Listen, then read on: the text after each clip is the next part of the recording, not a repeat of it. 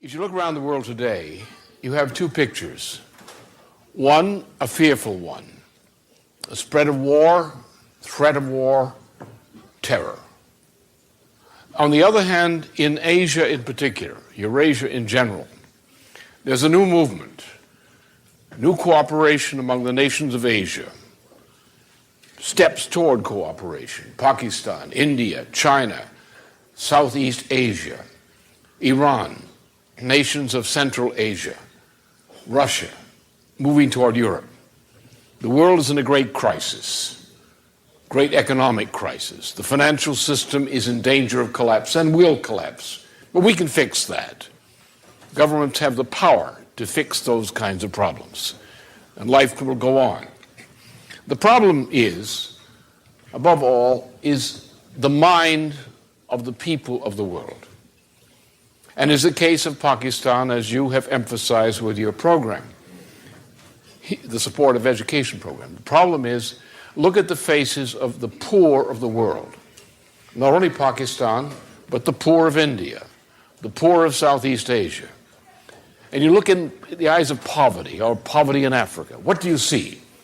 You see a mind which is the human mind, which is capable of doing everything every other human mind can do in general. But you see that the lack of education, the lack of hope, the lack of connection is like a prison.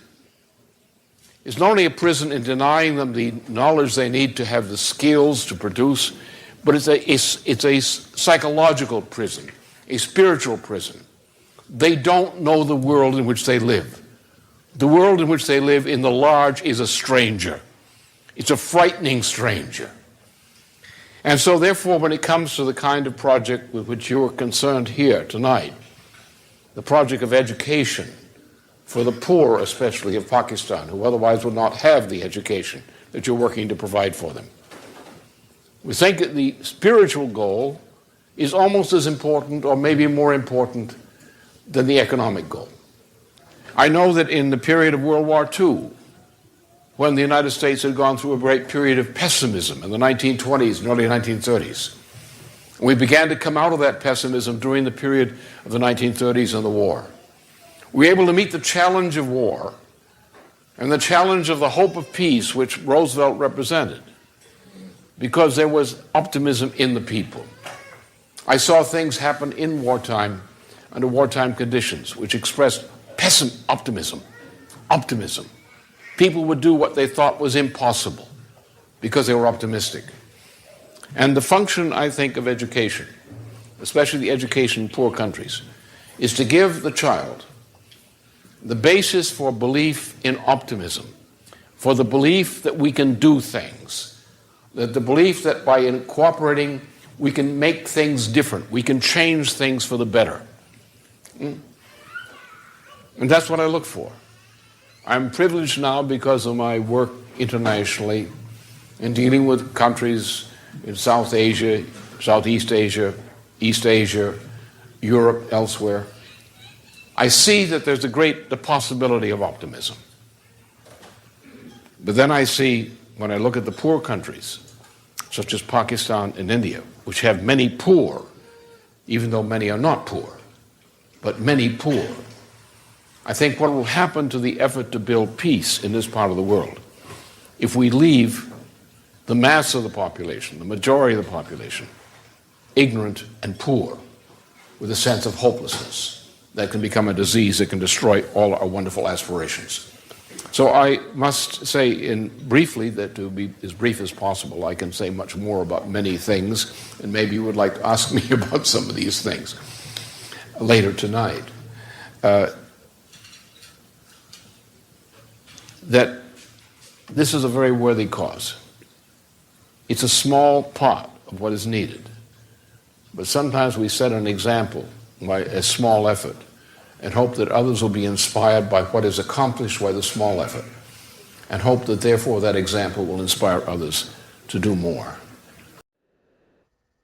Welcome to today's presentation by the Schiller Institute celebrating 75 years of Indian independence, 1947 to 2022. We apologize for the late start, but sometimes there are higher powers that have to be addressed, and we were able to do that. and get back on track. You've just heard the late economist and statesman Lyndon LaRouche, who was a co-founder of the Schiller Institute back in 1984. But at the time of the presentation you just saw, which is 2003, LaRouche was a candidate for the presidency of the United States. Now, some years earlier, in 1995, LaRouche, in the course of presenting testimony to an international tribunal of legislators, legal experts, diplomats, civil rights leaders, described the impact of India on his thinking and on his entry into politics. He said, "A number of the students who participated in my classes became associated with me, and out of this association came the birth of a nascent political organization, as much a philosophical organization as political. Our essential commitment was to third world issues and related issues. That is, economic justice for what is called the third world is essential for a just society for all nations. I became particularly attached to this during military service overseas in India, where I saw what colonialism does to people, and that if we allowed the circumstances to prevail that I saw in the third world, we will bring upon ourselves some kind of disaster, either war or something comparable down the line. And that was central to our commitment as an association." Now, today we're going to hear from three people as part of our tribute, and they are Helga Zepp-LaRouche, the founder and leader of the International Schiller Institute; Sam Pitroda, former cabinet minister and advisor to several Indian heads of state; and Diane Sayre, musician, conductor, and an independent candidate for the office of United States Senate in New York. Now, on August 6th of this month, The Hindu, a major Indian newspaper, ran an article, "Schiller Institute calls for new Bretton Woods to end war and economic crisis." And the photo that we illustrated the beginning of our program here was taken from was in that article. And it references a 2001 meeting of Mr. and Mrs. LaRouche on your right with then Indian President K.R. Narayanan at the presidential offices, and to the far left, Ramtanu Maitra, who is an activist in India. And that article was one of the first extensive discussions of Lyndon LaRouche's work that has been presented to people in many years. With us today, we're always honored to have with us Helga Zepp-LaRouche, who is the founder of the Institute and was with Lynn and in discussion with Indian leaders for decades. And she's here to begin our celebration. So, Helga, belated good afternoon, and please go right ahead. Yes, good afternoon. Well, it is actually a joy to commemorate the 75th anniversary of the independence of India, which took place 5 days ago on the 15th of August 1947. And despite the fact that in the Western media, there was, to my knowledge, absolutely not even a mentioning of it, this event is of extreme importance because it occurred in one of the most important countries of the world, a country which has an extremely fascinating and rich culture. Now, it is very urgent that we make that history come alive and that we educate the people of the world about the significance of it, because this is not a question of past history, but the ideas which went into the independence fight and actually the victory over the British Empire, mainly under the leadership of Mahatma Gandhi, are of an absolute actual urgency for the solutions of the problems of the world today. Now, the role of Mahatma Gandhi, who in the world in general is associated with the notion of nonviolence, that is actually a much more rich conception than what most people know, because it's not just not committing violence, but it is the opposite. It is a philosophy of love. It's a philosophy of, in including people of, taking into the mind and heart the world, and that way creating a harmony which creates peace. Now, Gandhi's thoughts were the most important influence on the emergence of the non-aligned movement. And basically what we see today, and that is also, interestingly enough, not known to most people in the West, is that we have a complete renaissance of the non-aligned movement. And that did not occur all by itself. It did occur in a direct reaction to the attempt to insist on an unipolar world, which is what the so-called Western countries tried to impose after the collapse of the Soviet Union. And basically, now this whole situation has escalated very far. And, especially after the war in Ukraine, there is an effort to insist that, the world has to be either in the camp of the so-called democracies, and that they are in a complete mortal battle against the so-called autocracies. And this is right now combined with the intention to completely decouple the United States, Britain, the EU, Japan, South Korea, because Australia, because that is the only camp of the democracies, to completely cause a break from Russia, where it almost happened already entirely because of the brutal sanctions, but also, quote, to reduce the dependency from China, which is another word for economic break, and, to somehow force everybody into a global NATO. Now, that has led to a complete boomerang, a blowback, because the developing countries who did not experience much good from the so-called democracies, and they have a vivid memory of what colonialism did and is doing to them, they refuse to be drawn into a geopolitical bloc building, because they know perfectly well that it is not a conflict between the so-called democracies and the so-called autocracies, but it is between those forces who want to keep the colonial system and those forces who absolutely insist that there has to be a liberation from that. And that what must come instead is the right of development for every nation on the planet. And thus you have a complete re-emergence, a very powerful re-emergence of the non-aligned movement. Now, to look at Gandhi's conception of non-violence, this is actually one of the most important ideas to avoid the nuclear annihilation of the human species right now.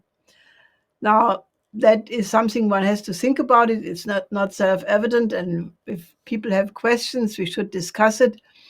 But people in the West must find out, and they know almost nothing about the deep philosophical outlook which goes along with that, is that the method with which Gandhi was able to defeat the British Empire, I mean, that's not a small thing. That method is extremely important to keep the peace in the world today. Now, if you remember back, the British Raj in India actually was a history of 2 centuries of crimes and genocide, a complete destruction of a relatively blossoming economy into poverty. Shashi Tharoor, who is an Indian parliamentarian whom I got to know at the first session of the Raisina Dialogue of the Indian government in 2016, where he shared my panel. Actually, he became world famous when he confronted the British in a 15-minute speech at Oxford Union, which was actually very funny and hilarious. But he presented the audience, which was totally stunned, with the history of 200 years of British colonialism, of exploitation, suppression, utmost brutality against the people. And he demanded a reparation. And he made it very clear that what was important for him was not the actual amount of money India should get, but that the British should admit their guilt, which obviously has never happened, and none of the colonial powers ever apologized to the victims, which had to suffer their colonialism. Now, Tagore wrote a book called The Inglorious Empire: What the British Did to India.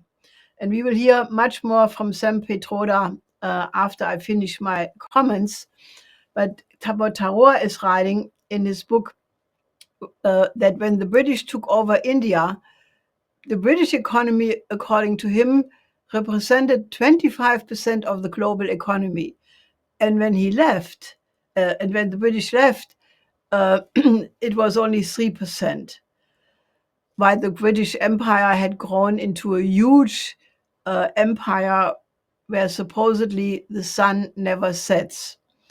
And Tagore made a joke. He said, the reason why the sun never sets is that even God can trust the British in the dark. Now, what he described there in this book and what is generally known is that the British imposed a brutal system of horrendous tax collection. They went for the destruction of existing industries such as textiles, steel, metallurgy, shipbuilding. And on the other side, they imposed brutal tariffs for Indian products so that, India could not export into Great Britain, and other such free trade rules. So India became poorer and poorer, and the British also imposed a law forbidding the manufacturing of locomotives in India, and they deliberately worsened several famines. And during the Bengal famine in 1943, Churchill openly said that he hated the Indians. Now, 4 million died in that starvation in the Bengal famine alone. More than 35 million minimum starved in famines. And it was the personal direct experience of the British brutality during the riots in Calcutta in 1946, which had a big impact on Helga Zepp-LaRouche, who was there as a soldier in the China-India-Burma theater in World War II. Seeing what the British did in these riots, brutality with which they proceeded, completely shaped his outlook and understanding. And it also underlined for him in a very direct way the huge difference between what FDR had as a goal, namely to end colonialism after the Second World War and to increase the living standard of the developing sector, which never was implemented because unfortunately he died, and Truman and Churchill on the other side. The famous quote from Churchill, "I did not participate in World War II to end the British Empire," he said in a discussion according to the son of Roosevelt. Now, if you think what monster this British Empire was, the accomplishment of Mahatma Gandhi is enormous. Gandhi was, after having changed a lot in his life, he started to be a lawyer in Britain, then he went to South Africa, and more he became convinced that only non-violence, I think the Hindu word for it is ahimsa, a rejection of violence, must become the law of our life if mankind is supposed to survive. And Albert Einstein had the absolute same idea. He was convinced that the world would only avoid war if there would be a substantially new manner of thinking. Gandhi also believed in the oneness of God, independent of the label of religion. Like, it didn't matter to him if it was Christian, Parsi, Hindu, or Muslim, or even the untouchables. And I think this Gandhi thought is extremely important for India today, where racial tensions are again increasing. He was also for the abolition of the caste system, which was one of the heritages of British colonialism, because they turned a structural situation in India into a absolutely brutal division among the so-called castes. Gandhi, in this spirit, created several mass movements, always based on the idea of nonviolence. The non-cooperation in 1922, the Salt March in 1930, and the fight for independence, Quit India, in 1942. And he gave this emotional force the name of Satyagraha, which means the force of love and truth. Now, Friedrich Schiller, in his philosophical letters, expressed exactly the same idea by saying that one gets richer by everything one loves, that it becomes part of oneself, and that one loses everything we hate. Martin Luther King, who had traveled to India to study the method of Gandhi and nonviolence, came to the same conclusion. He wrote, "The ultimate weakness of violence is that it is a descending spiral, begetting the very thing it seeks to destroy. Instead of diminishing evil, it multiplies it. Through violence, you may murder the hater, but you do not murder hate. In fact, violence merely increases hate. Returning violence for violence multiplies violence, adding deeper darkness to a night already devoid of stars. Darkness cannot drive out darkness. Only light can do that. Only love can do that." Now, Lyndon LaRouche and I went to India for the first time in 1982, where we met with Indira Gandhi. We actually met with her twice. And after she was assassinated, we continued to work with Rajiv Gandhi. But through many years, we also kept friendship with several members of her cabinet, such as K.R. Ganesh Shukla, also the economist Arjun Kumar, and Jayashri Sengupta. We met K.R. Narayanan, the president, in 2001, but we also met with Prime Minister Vajpayee from the BJP and many, many other people throughout the years. Now, what we discussed with Indira Gandhi was a 40-year development plan, which had the basic idea that it would take about 2 generations to transform India into a modern state. You start with building basic infrastructure in all areas of India, because at the beginning of the 80s, there were many areas of India where you only had dirt roads and not even streets. So, secondly, you need universal education of all children, because, you saw these beautiful pictures of Lynn and the children before. But the problem is, many of these children could go to school only very briefly, because most of the time they would have to help their parents in the field with the harvest. So they would get no education. Then naturally you need great projects, because in the beginning of the 80s, the urban population, which was educated on a European level, was 50 million. But compared to 750 million rural people, not so educated, there was a big gap. Now, Indira Gandhi liked that program, and she started to implement it immediately.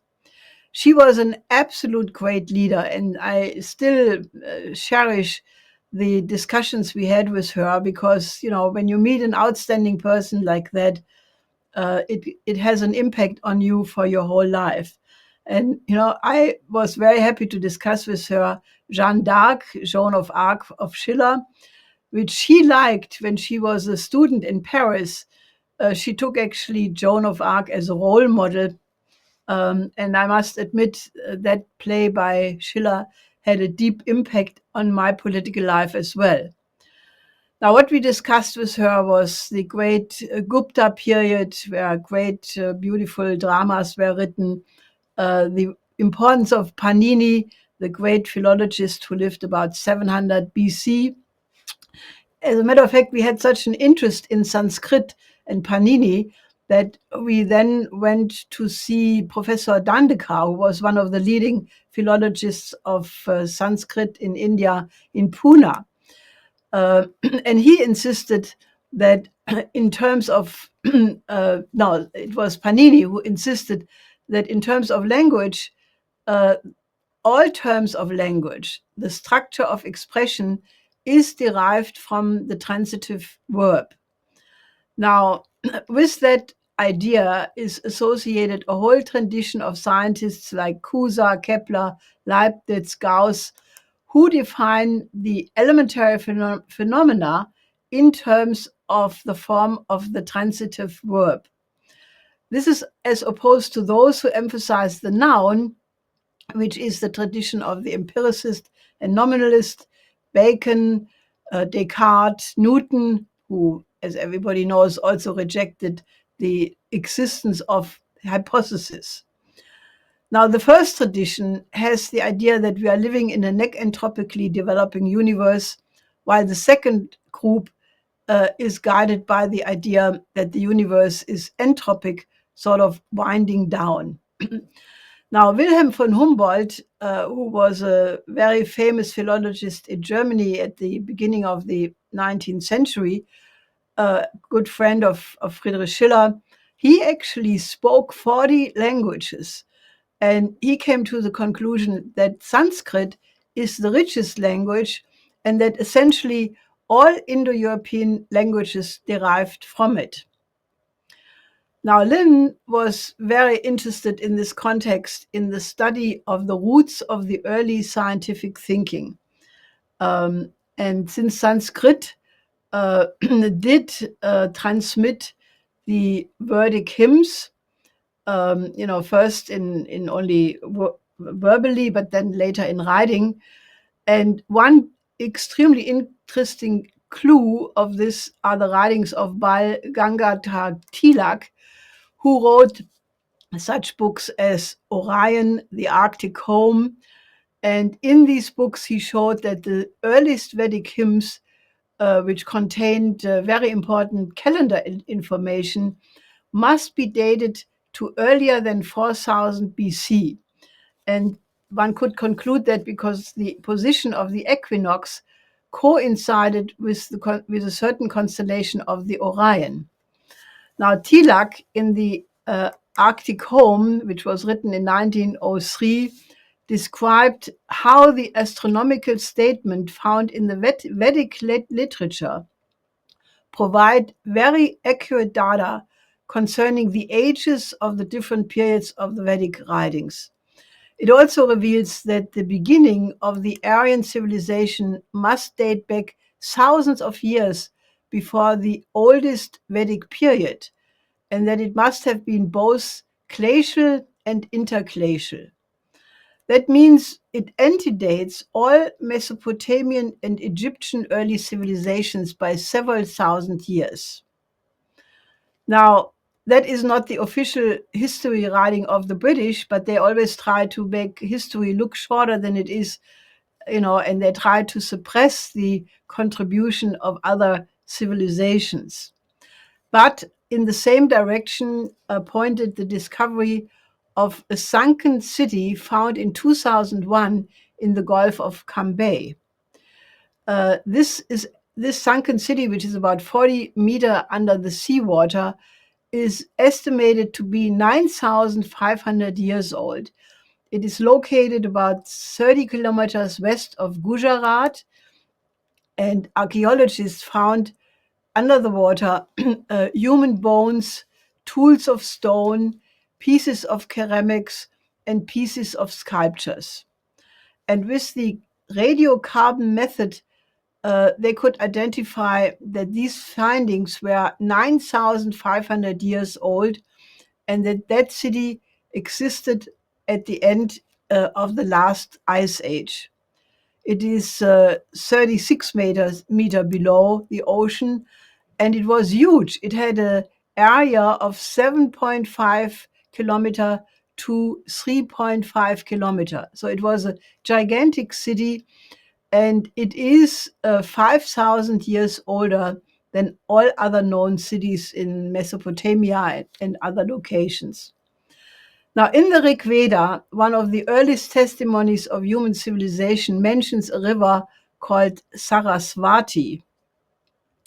This river was supposed to flow from the Himalaya to the Arab Sea through that area where now this city was found. Now, for a long time, traces of this river were not visible anymore, and people thought this was just an invention. But only a few years ago, it was possible to make pictures from space with NASA, and that could indeed identify that such a riverbed did exist exactly where the writings had said it was. It had just disappeared because of tectonic movements that eliminated these traces. But the Rig Veda speaks about developed civilizations, among them the so-called Harappan cities in India, Pakistan, and maybe even in Afghanistan. All of that means the significance of this region of the world as one of the cradles of mankind has to be researched a lot more, and that we are much more part of the one universal human culture than people are generally aware of. Thank you very much, Helga. I'm not ready yet. I'm sorry. So to return to the beginning, the question I raised about the urgency of Gandhi's philosophy, well, let me restate. We are confronted with an unbelievable situation, with the threat of nuclear war, which, if it happens, would lead to the annihilation of mankind. We are witnessing with increasing speed the blowout of the financial system through hyperinflation. We are looking at the world famine, and even Kissinger, at the age of 99, is warning of the imminence of World War III. And even so, one has to say that he contributed a lot to the development of the world as it is today. So therefore, we have right now two completely different situations. We have the Western world, which seeks to remain a dominant factor, and we have the renaissance of the non-aligned movement, the BRICS countries, the Belt and Road Initiative, the Shanghai Cooperation Organization, and much of the global South, which is indeed trying to create a new world economic order and working very actively on a new credit system, like the new Bretton Woods, which Lyndon LaRouche defined as the absolute necessary solution many, many years ago. We made the proposal to avoid World War III by creating a global international security and development architecture, which is a similar idea, or maybe the same idea actually, as the Global Security Initiative and the Global Development Initiative proposed by Xi Jinping. Now, in this, the Panchil, that which Nehru developed out of the thought of Mahatma Gandhi, the 5 principles of peaceful coexistence, is an absolutely important and non-negotiable part. Now, therefore, even if it looks sometimes very difficult, because how do you stop a war machine, an ongoing war, which, is right now, in great danger to get out of control over Ukraine. Tensions are building up over Taiwan. Is the method of Gandhi of nonviolence still the tool to bring peace about? And I would like to end my remarks with the answer Nehru gave when he was asked by a journalist with the name of Karanjia in 1960. Nehru said, Gandhi's thought, methods and solutions have helped to bridge the gap between the Industrial Revolution and the atomic era. After all, the only possible answer to the bomb is nonviolence, isn't it? And I fully agree with that. All right. Thank you very much, Helga. And if you've just joined us, by the way, welcome to the International Schiller Institute celebration of 75 years of Indian independence. We've just heard from Helga Zepp-LaRouche, the founder and leader of the International Schiller Institute. And you can further investigate some of the ideas that Helga has briefly touched on in her speech, in just now, with another speech that she gave called Gandhi's Vision for a New Paradigm in International Relations, a World Health System, and Direct Nonviolent Action in Times of Social Breakdown. This is a paper that she delivered, I think it was 2020, at the International Conference of the Association of Asian Scholars. And they were looking at this exact thing that she stopped at the end with, revisiting Gandhi on peace, justice, and development.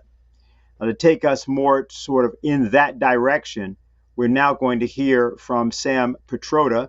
Mr. Pitroda has been playing a particularly important role in some of the recent dialogues and discussions that the Schiller Institute has been trying to have or initiate around the world around the idea of not just an ad hoc committee for a new Bretton Woods, but a new world security and development architecture. And what we're going to do is begin with the presentation he gave on August 15th, and then we will be hearing from him when we get into our questions and answers. So we're going to play this here and then return for discussion.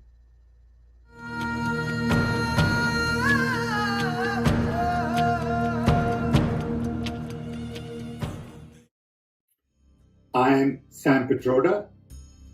Greetings from Chicago. As we celebrate 75th year of India's independence on 15th of August 2022, I want to wish all my countrymen a great August 15th. I also want to convey to all those who are interested in India same good wishes and my compliments. It is indeed a very special occasion to review and reflect on this August 15th, and I thought I would take this opportunity to share with you my personal observations, my personal journey, and my hope and aspirations for India. I was born in 1942 in British Raj. When India became independent, I was about 5 years old. My Gujarati parents were settled in Odisha in a small little tribal village called Titilakar. I'm telling you about my story because my story is the story of India and story of millions like me who today are lucky to be with me to celebrate 75th year of India's independence. In this small little town in Odisha, I still remember as a little kid, there were 5 great pictures in my house that we always used to look up to. Mahatma Gandhi, Sardar Patel, Pandit Nehru, Maulana Azad, and Subhash Chandra Bose. Right in front of our house was a Muslim family living there. Next to it was a Marwari. On the right hand side of Muslim was Sardar, and in the back of us was the Oriya tribal family. We all lived in peace and harmony like one big family. And India at that time focused on our strength in democracy, diversity, inclusion, and a lot of the Gandhian thoughts and ideals were in the air. I went to a boarding school in Gujarat where Gandhian thought got reinforced in my day-to-day life. Truth, trust, love became part of routine. And these were not just the words. These were basically a way of life. I must say that my father, like many other fathers at that time, would feel empowered because of the freedom they received from British Raj, and they could dream to send their children to higher education. And they could dream that their children could accomplish things that they never thought could be accomplished during British Raj. My father had 4th grade education. I was a son of a carpenter, OBC. I never felt I was OBC. Never took advantage of anything, but I was empowered as free Indian. I went to college, got a BSc in physics, master's in physics, and then came to America in 1964 to get a PhD in physics, studied electrical engineering, built businesses, but the India remained in my soul all the time. As non-resident Indian, many of us think more about India while we are outside India than sometimes people living in India. I know that independence movement had a lot to do with non-resident Indians. Almost everyone in the independence movement of any substance came from abroad, including Mahatma Gandhi. So this little desire to reconnect with India brought me back in early 80s to work with Rajiv Gandhi. I had made a presentation to Indira Gandhi that telecom and IT would change the face of India in 1980-81. Rajiv Gandhi, when he became Prime Minister, really gave meaning to my life and provided the political will to do the things that I needed to do. With the help of lots of young talent, young Indian talent, with the idea of connecting rural India, indigenous development, local production, and more focus on accessibility as opposed to telephone density, got us from 2 million phones in India then to almost 1.5 billion phones in India today. Not only that, today India produces $180 billion worth of software related export. Non-resident Indians are found all over the world in key positions. A lot of credit goes to our founding fathers who focused on education, higher education. I could get my master's in physics for almost $10, $20 total fee for 6 years. Where can you get that kind of quality education? But our founding fathers built IITs, IIMs, lots and lots of laboratories. And in the last 75 years, India has done tremendous. We are self-sufficient in food because of Green Revolution. We have space programs comparable to anybody else in the world. Atomic energy, we are the largest producer of milk. You know the success story in IT and telecom. We are largest producer of vaccine. India has come a long way, but we have a long way to go. We have a robust auto industry, pharmaceutical industry, and our talent is well respected and recognized all over the world. So let us not underestimate what we have accomplished in the last 75 years. Then when Rajiv Gandhi died, I came back to US, worked in London for a while, and then when Dr. Manmohan Singh became Prime Minister, I went back again to work on National Innovation Council, Innovation, Knowledge Commission, and Digital India. My journey in and out of India has been very rewarding, very satisfying. And I have seen thriving democracy, lots of freedom, huge amount of opportunities, support from government, bureaucracy, family, friends. And Indian diversity has always inspired me a great deal. What a great country, where you have lush jungles in east, deserts on west, tropical forest in south, and snow and cold in Himalayan mountains. We have huge amount of ocean front. We have multiple languages, and the India that I lived in, where Muslims, Christians, Sikhs, Jewish, Zoroastrians, Hindus, all thrive together, work together, live together. And I must tell you, as we celebrate 75th year of India's independence, I worry a little bit about future. Because what has happened in the last few years bothers me. We have started this concept of Hindu Rashtra, where we discriminate Muslims. There are 200 million Muslims in India. They are our brothers. They are our cousins. We got to respect them. We have still caste system. We discriminate our Harijans, which also discriminate to some extent tribal. Women do not get all the respect that we need to give them in India. And these things bother me. Polarized politics has really increased these worries. Democracy is being hijacked in many ways. Institutions are captured systematically, whether it is judiciary, security, education, police, ED, income tax, or many of the government institutions. Civil society is undermined and scientific thinking, logic, rational viewpoint is attacked. I worry about all of these things. On one hand, at 75, we have a lot to celebrate.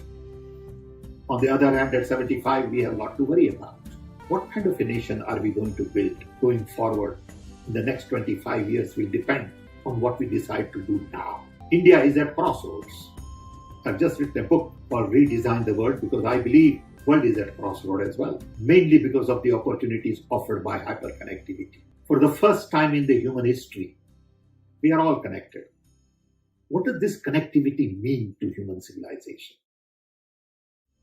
Unfortunately, we use this connectivity to do the same thing we have been used to doing all the time. Little better, little cheaper, little faster. Can we use this connectivity to take human civilization to the next level? And that's the question I have been asking. The world was designed just about the time I was born, in 1942. That design which focused on democracy, human rights, capitalism, consumption, and military, to me, is obsolete. We need a new design which focuses on inclusion, human needs, new economy, sustainability and conservation, and non-violence. All of these 5 things are very important in India. And India can provide lead and direction to the world if India begins to think of redesigning internal systems. There is huge amount of talent in India. This talent has to be harnessed to really lift 400 million people who are below poverty line. And this cannot be done with top-down approach. This can only be done with bottom-up approach. It can be done with decentralization and not centralization. It can be done not with command and control, with collaboration, cooperation, co-creation. It requires people who are willing to listen. It requires people who have patience, courage, compassion, and empathy. I worry about our leadership in India at this time. I think we need more Gandhis and Pandit Nehrus and Patels and Maulana Azads and Subhash Chandra Bose. We need those kinds of people with character, charisma, values, who can stand on a high moral ground to really build the India of the future. The world needs Indian idea of nation building. The world today is looking for solutions. Unfortunately, the world today is focused on profits and power, while we need to focus on planet and people. We need to constantly ask what is good for planet and what is good for people. If it is not good for planet and not good for people, it's not worth doing it. I hope that today on August 15th, as we celebrate 75th year of India's independence, we begin a new conversation on what kind of a nation we want to build in the next 25 years. Today we have some fantastic tools in IT, hyperconnectivity, biotech, nanotech, materials, transport, energy, and health to really transform India. I want to see India where we have clean air to breathe, clean water to drink, enough nutrition and good food for people to eat at low cost, have health services almost free, enough jobs for young people, good education where 40% of people can go get the right kind of skills in higher education and get meaningful jobs, We want better infrastructure. We want energy security. I know all of these things are possible, provided we focus on fundamentals, which relate to democracy, diversity, inclusion, justice, truth, trust, love, bottom-up development, decentralization, and listening to the voices of the local people, listening to their wisdom. There is a lot of wisdom in India. Don't underestimate the wisdom of the local, tribal, low caste, rural, farmers, teachers, fishermen. They are all important resource for you. I hope that today we take this pledge to have a new conversation, individually and collectively, to build India of the future that our founding fathers had thought of, which is also articulated well in our constitution, and not move away from that into dictatorial mindset, Hindu Rashtra, hate, infights, polarized politics, control of power, control of profits, and let's make sure that we just do justice to our founding fathers. Thank you.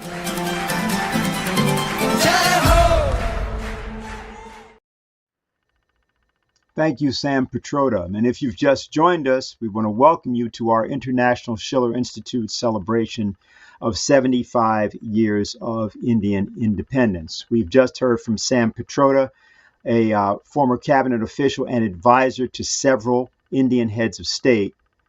And we will be going to him in discussion after we hear from our final panelist for today, speaker for today, who's Diane Sayre. Now, the United States, this may surprise some of you, is not known for its history of advocacy of the practice of nonviolence.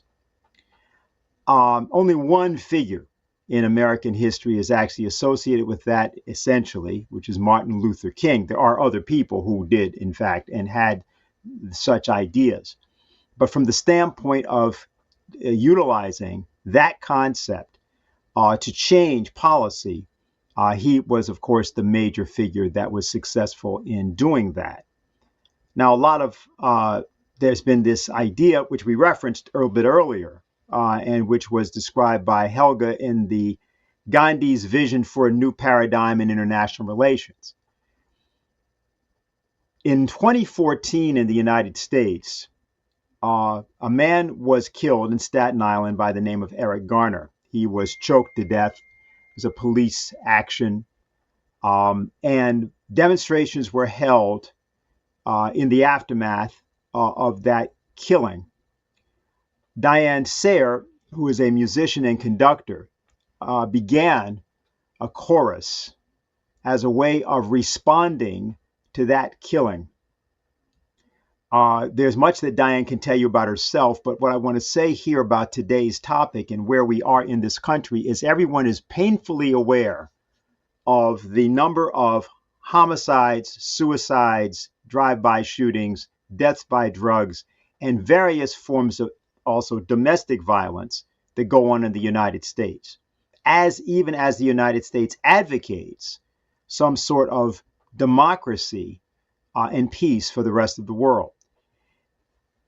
There is a form of hypocrisy of democracy. And in particular, it's important, I think, for people to think about where do we go from here in the United States, and how does this country, whether by elected representatives or otherwise, begin to take far more seriously what Dr. King spoke about. So we've asked that Diane, who is an independent candidate for the United States Senate, address us today and respond to the things that she's heard from Mr. Pitroda and from Helga Zepp-LaRouche. So, Diane, welcome. Great, And thank you very much. I trust I can be heard. yes, you're fine. Great. Well, first, thank you to Dr. Sam Pitroda and Helga Zepp-LaRouche for those presentations, which are both very thoughtful and wide-ranging and are not the kind of thing you can listen to and just sit back in some kind of academic appreciation. On the chorus, let me just say that the decision to hold the sing-along, which ended up becoming the Schiller Institute NYC chorus, was not merely in response to the killing of Eric Garner, but that there had been a Staten Island grand jury convened to investigate, and the jury found that there had been no wrongdoing on the part of the police officers involved in that killing. And we have a challenge, which is also what Gandhi was dealing with in India, which is what recourse do you have when it seems that justice has been denied, that you cannot count on your court system to hear the evidence as presented and arrive at a verdict which is just? And what action is then left to the population to resolve or reach a higher understanding or address the injustice? And I think that we have a situation today where in the Anglo-American NATO-based world, there's an idea somehow that justice is revenge, and that justice comes from a so-called rules-based order, except the rules are arbitrary. They're determined by those who deem that they have the power to impose their will on others, and they do not derive from principles of natural law. So when the world finds itself in such a quandary, where do you turn, and by what principles do you act? I also want to add here the words of General Douglas MacArthur when he spoke on the USS Missouri when receiving the surrender of the Japanese, which he did in a truly American way. And I say that because George Washington outlawed torture of British and Hessian soldiers, even though they committed horrific atrocities against the American Revolutionary soldiers who were captured, who were at their disposal. You had the decision in World War II. Similarly, we would not torture, we would not abuse prisoners. And there was a standard that you weren't acting to force people to do things, but that you had faith in the ability of people to recognize something that was universally true. And I think we have lost that in a way. People are very fearful, and it's not that they don't have reason to be fearful, that they're not going to receive justice, and you can't act from the standpoint of the reason of another person. Now, MacArthur, partly because of his own history and his father's work in the military and having been in Japan earlier, long before, more around the turn of the century, had a very deep love for the people of Japan. He also abhorred the fascist war machine that Japan had become. but he was gut-wrenched as to how to deal with this nation and allow the people to restore their dignity and self-government. And at the surrender, he did not seek to denigrate the Japanese people, just as Joshua Lawrence Chamberlain, when he received the surrender of the Confederate troops, took an awful lot of heat for allowing people to keep their arms and not insisting that they crawl as defeated warriors. And what Macarthur warned about, because he had not been part of the decision making to drop the nuclear bombs on Japan, his blockade had already created the terms where the emperor was negotiating a surrender, so the nuclear bombs were not even necessary. But he said, mankind now has the power to annihilate itself. Therefore, we are going to have to come up with some means other than war to resolve our differences. And he spoke about a spiritual recrudescence. And you had the sense, he didn't put it in these words, but what he was getting at is that the scientific advances of humanity had somehow outstripped the identity of humanity, or the shared identity as a species. And this crisis, I think, is what we are really facing in the West. It's a crisis of identity. It's a crisis in the United States of reflecting on what actually are the universal principles expressed in our Declaration of Independence and Constitution. And this understanding was something that Lyndon LaRouche, the great American thinker and late husband of Helga Zepp-LaRouche, really understood. He always said that he was anywhere from 200 to 2,500 years old.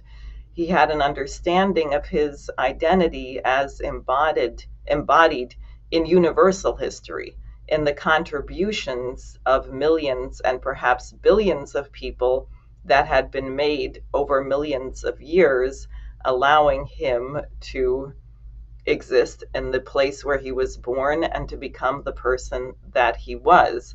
And that kind of identity, I think, is extremely important for us to recapture. People are instead obsessed with things about their DNA or their bloodline, or that's not what makes you the person that you are.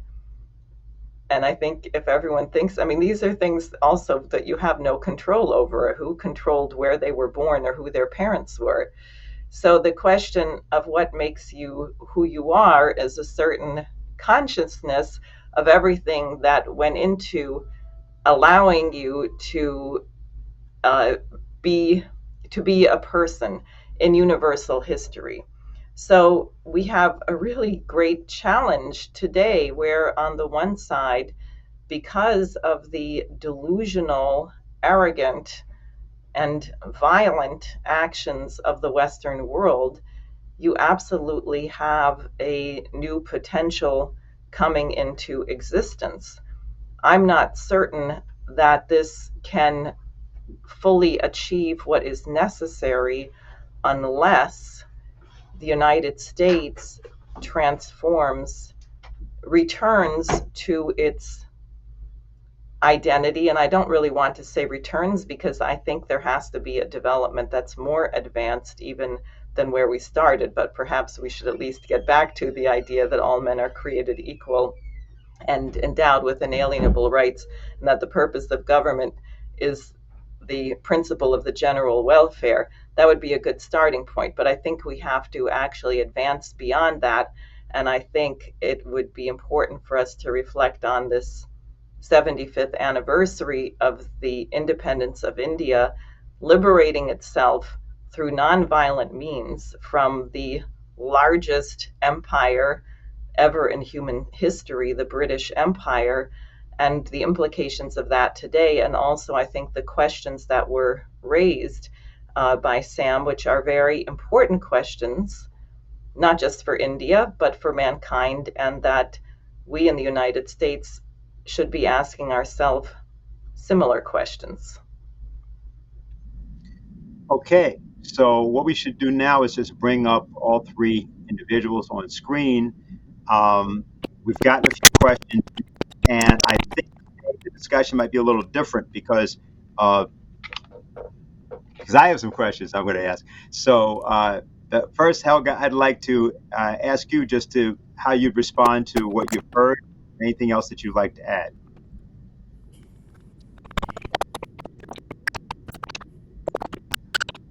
We're having a problem with the audio.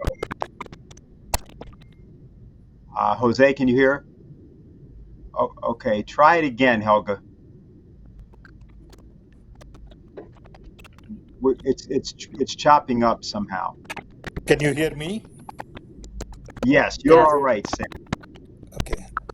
There's still though a background that we're getting. Just stand by for a minute. Let me see.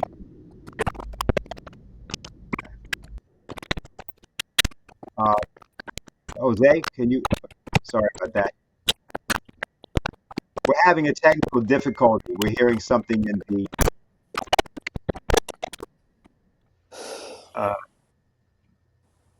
Okay. Hi. Yeah, sorry about that technical person here. It's happening locally, being addressed. Okay.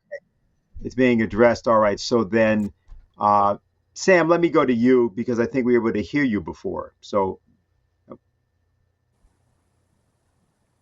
go ahead. Let me see if you have any thoughts. What is the question? I said, go ahead. I think we're working on Helga's microphone. There was some problem in the transmission with Germany. So I'm asking you to speak first. Okay. First of all, I really want to thank Helga and both of you for joining us to celebrate India's 75th year of independence. It is a historic moment, not just for India, but for the world. Unfortunately, world has paid very little attention. US would be celebrating 250th year of independence in 2026. I was here when we celebrated 200 year of independence. The difference being India is a young country. It is the largest democracy in the world, most diverse, and deserves a lot more attention. So I want to thank again Helga for this special session. And I think today the issues are very complex. As I said in my speech, world is at crossroads. India is also at crossroads. I firmly believe that hyperconnectivity offers a whole lot of advantages and opportunities to really redesign the world. We need democracy to thrive. We need more autonomy, freedom, decentralization. We need people to be empowered. And we need to really address global challenges related to environment, mainly global warming, poverty, hunger, and violence. And that's why I firmly believe that we need a new design. We need a design that focuses on inclusion and not exclusion of people. We need a design that focuses on human needs and not just human rights. We need new economic model because capitalism has worked well, but has worked extremely well for very few and not that well for a large number of people. Because in this world, there are very few who are very rich and lots of people don't have enough to live by. We need a design that focuses on conservation and sustainability.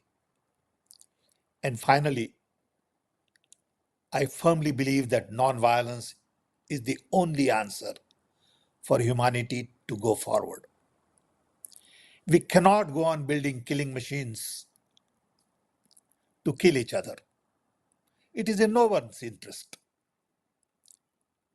I hope we are mature to a point now that we can sort our differences across the table, and we don't need to take to guns or nuclear armament to sort our differences. So I think this conversation today is very important. And I hope we have many more conversations like this to really understand the meaning of independence. Independence is all about empowering people, freedom, autonomy. And I think you got to see this in light of the global scene. We are all worried about what is going on globally. Ukraine war is a great concern to all of us because innocent people are being killed. Energy crisis is also equally important. And everywhere you look around, you find that there are conflicts. And a lot of these conflicts have no place in today's world of opportunities. So I hope we get to talk more about it. But I got engaged with the Schiller Institute once I learned about the focus on nonviolence, the call for redesigning the institute, especially economic institutions. And I thought, here is a platform to work together on some issues. We may not have agreement on everything, but if we have agreements on nonviolence and new economy, I think it's a good start. Thank you. Yeah, thank you, Sam. Let's try Helga again. Helga, why don't you see if we can hear Okay, you? can you hear me now? Very good. Okay, Beautiful. okay. Go ahead. Well, while while Sam was talking, I was just thinking, of the many things which are urgent. In the recent period, many people have talked about the danger of World War III and that would become a nuclear war. And if it comes to that, it would lead to the annihilation because you would have a nuclear winter and no living species would survive. Now, I think that is, and these are quite different people.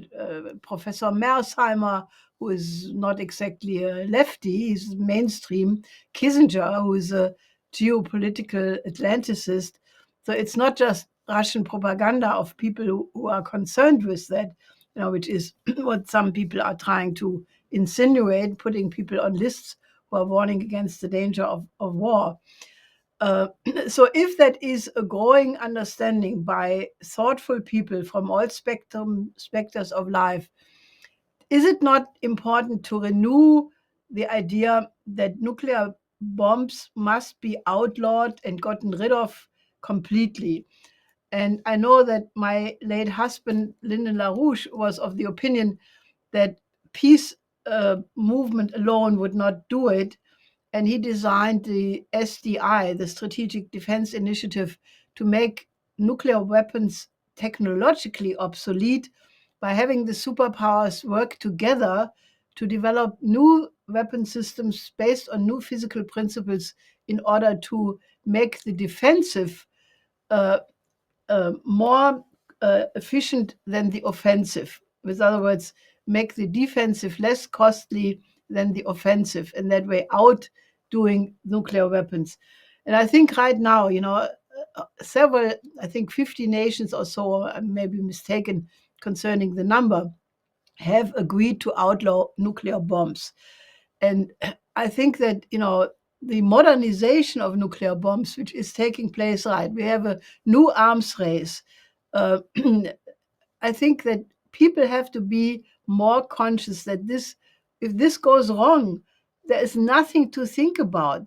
There is not even going to be a historian to report what went wrong because nobody will be alive. And all the beautiful things which mankind has produced so far, all the beautiful compositions by great classical composers from Bach to Beethoven to Tchaikovsky to many others, would have been in vain.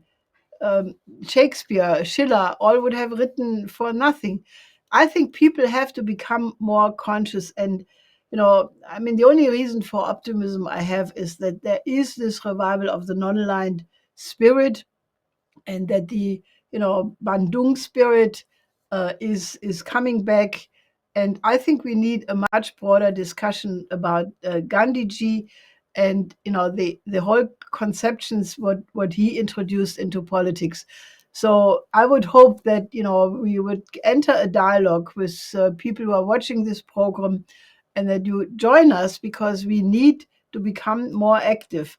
I think we are sitting on a complete powder keg, but it's not hopeless. So I think, I would invite all of you to, contact us, work with us. Thank you. Okay. Thank you, Helga. Very good. So there's various questions we're getting, but I'm going to, in this case, usurp the opportunity to ask a few things, because I wanted to have a conversation involving the three of you around the proposition that Helga has proposed, because I think that it's not only important, it's people are not prepared for it. This concept, Helga, that you're putting forward, Gandhi's vision for a new paradigm in international relations, a world health system, and direct nonviolent action in times of social breakdown. Well, first of all, there's complete social breakdown actually in the transatlantic sector. I just want to say a couple things myself about that. People sort of like to play around with it, but the fact of the matter is that the society has utterly broken down. And that's what you see in a city like New York, not because it's the most extreme. Actually, San Francisco is even more extreme than New York. And you also see it in the suburbs, even worse than it is in the cities. That's always denied. People love talking about a homeless man who was drooling in the subway, but they don't want to talk about the corporate executive who's got a managed heroin habit and has got, had 4 wives, and he's got, kids who don't know what sex they are, all these other things. And they don't know anything. They think about the Vietnam War as the first war in color. And then the other wars were the wars in black and white. They know no dates, they know no times. And what's not accepted is that this is a form of violence. This all came about by a form of social violence. And it came about in the United States in particular, not because of the assassination of King, because you had the assassination of Kennedy. It came about because of the lies. The lies about the Kennedy assassination, the lies about the others. King proceeded, and he had this method. And it seems to me, if you look at Gandhi and you look at King, these are evolutions from the original revolutions, like the American Revolution, which needed a certain level of violence. It was rejecting colonialism. It was a colonial war. You have other things in history, but later in the 20th century, we have 2 examples, actually 3 examples of social change of a dramatic nature made by nonviolent direct action. India being the preeminent one because of the magnitude of the empire and all the things we know. Mandela's Truth and Reconciliation Commission. I mean, not just Mandela in the 27 years, that's important, but the Truth and Reconciliation Commission that came after that, which is, as far as I'm concerned, completely underestimated in history. And then, of course, Dr. King's adaptation of Gandhi's method and successful application of it in the United States. As much as people say, well, he got shot, so that shows he didn't succeed. Well, that happened to Gandhi as well, okay? And even these people didn't succeed. So I'm bringing this up because I think that if we're looking at the United States today, we're looking at not just the United States, transatlantic world, Helga is talking about doing something that I believe people generally don't think is possible, but I believe is the only thing that's possible. So I just wanted to first say that and just get any of your responses to what I just said. So Helga, if you want to take that up first. Yes, I mean, first of all, are we human beings or are we cats who are hungry in the jungle and kill a mouse because they need to fill their belly? I mean, no cat goes out and starts to fight, for violence per se. They do it. All animals do it because they have some need, hunger or whatever else bothers them. When human beings become violent, they're actually more than bestial because they deny that which is the thing which completely differentiates human beings from all other species, and that is creative reason. And the reason why we should reject violence is not just because it's ugly and it's damaging for other people, but it does something to our own soul.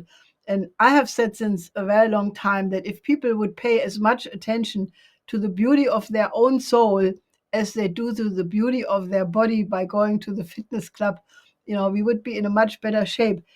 People have to think back that we need aesthetical education, that we need to improve our, the quality of our emotions, that we have to work on our intellect, that we have to work on doing good for society with our lives. Now, these are ideas which have completely vanished. What is now the most desired thing is young people want to become influencers or best athletes for high paid sports jobs.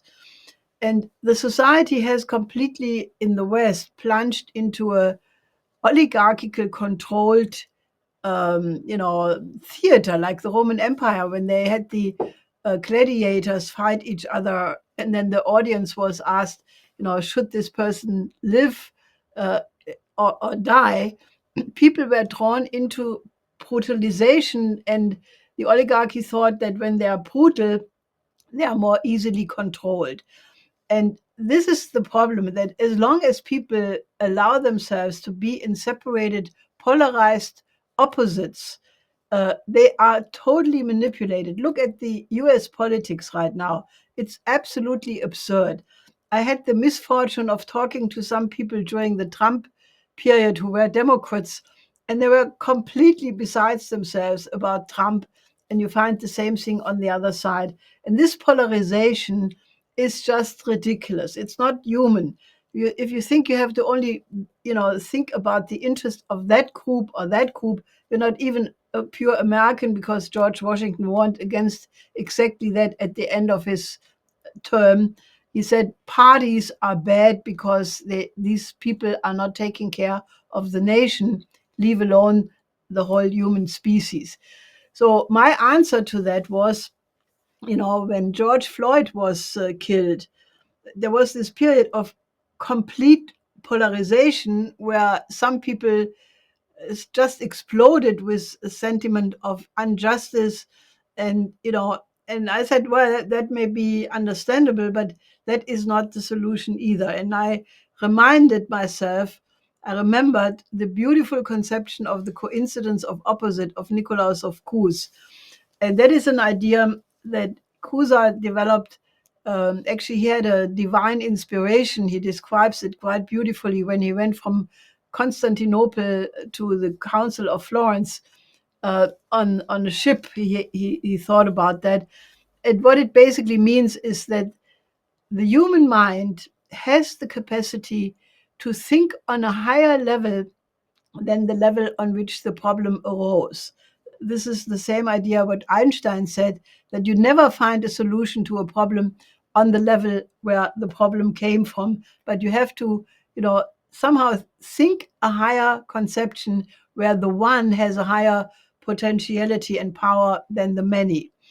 And that is something which works. The political example where it works is the Peace of Westphalia, where the war parties realized that if they would continue the war, nobody would be left alive.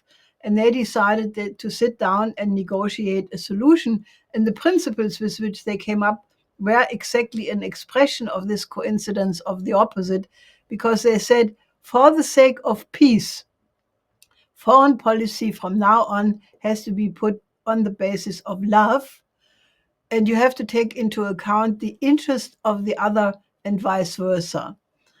Now, that is very important. That's the same idea like in the 5 principles of coexistence: the respect for sovereignty, the respect for non-interference, the respect for the different social system which each nation has the right to decide themselves.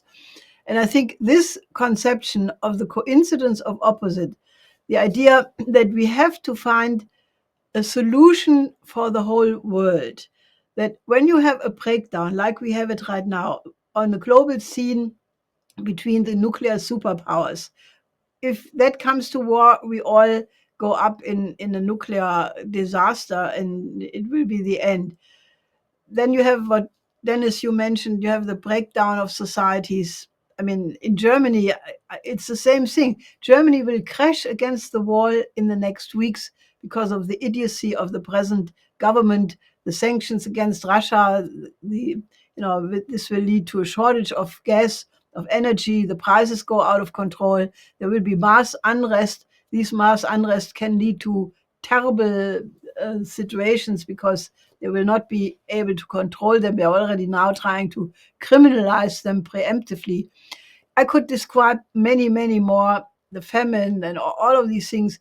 When you have a world which is so much in disorder, and obviously this is all the result of a failed system, the only solution is you have to get the best people of the world sitting together, the government sitting together, and come up with a solution which takes care of the problem of everybody. The security interest of Russia, of China, of Cuba, Venezuela, you name it, naturally also the United States, Germany, Mali, all these countries. And how do you do that? You develop first an economic development plan, because unless you overcome poverty and make a decent living standard for every human being on the planet, this conflict will not go away. But once you say, let's have the kind of new world economic order like the non-aligned movement was demanding so forcefully in 1976 in the Colombo resolution in Sri Lanka, which we had a big part in shaping, because it was essentially the idea of the International Development Bank by Lyndon LaRouche. Let's just put an economic order on the table which allows for the economic development of Africa, of the Middle East, of South Africa, of all the countries which are now, suffering tremendous hardships, even the third world pockets in the United States, or even the poor in Germany. There are now more and more people who are going to the so-called they are called Tafeln. It basically means you get free food from the, food from the groceries which run out of the exhaustion date, and then people get that for free. And these arrangements are growing because more and more people, even from the middle class, have not enough money, so they go to these tables to get free food. Let's just make an order which creates more food, medicine, what people need for their basic life: education, clean water, electricity, infrastructure, all of these things which are easy to be done. It just requires the political will. Now, if we would design an order which allows for the economic development of everybody and the increase of the living standard of every single human being on this planet, so that nobody goes hungry, nobody has to suffer cold or get sick because of diseases which are long conquered because we have the medicines, but people can't afford them. If you create an economic order in the interest of every nation on the planet, you construct a security architecture on that basis, also taking into account the interest of everyone. But the countries are already united because they cooperate economically. Now, that would be very easy to do. And some part of the world is already doing it. I named them. It's the BRICS, the SCO, the Eurasian Economic Union, many countries of the global south. They are already engaging in that. But the problem is this will not be good enough because, if the West is thinking that they have to suppress that and impose the unipolar rules-based order, which means cutting down the development and not allowing all of that and all putting in a war machine instead, it will not work. So our job is that we have to find people inside the United States, in Europe, in Japan, Australia, whatnot, any country, which is not yet on this idea of peaceful cooperation. And we have to convince them that it is in the interest of humanity as a whole to make this species jump. Because if we stay in geopolitics, a zero-sum game, the idea that one wins and the other loses, then you will have a repetition of what happened in the 20th century with 2 world wars, and we will stop to exist. We have to make a mental jump, think on a higher level, think on the coincidence of opposite, that you can think that there is a higher interest uniting all of mankind, and that that way you overcome the conflict. If you think this is a utopia which will never happen, you better buy your grave on the graveyard, because that is where you will end if you still have the time to be brought there after nuclear war broke out. Thanks. Okay. Sam, go ahead. Now, I'd like to make 3 quick points. One, the real change has to come in the minds and hearts and souls of people in position of power. They have to accept the fact that you cannot distinguish people based on race, religion, language, caste, color, income status. Problem today is we don't treat people with respect and dignity. Unless and until we accept that, internalize it, we are not going to make a difference. George Floyd case is an example to remind all of us of the fact that some people felt he was inferior.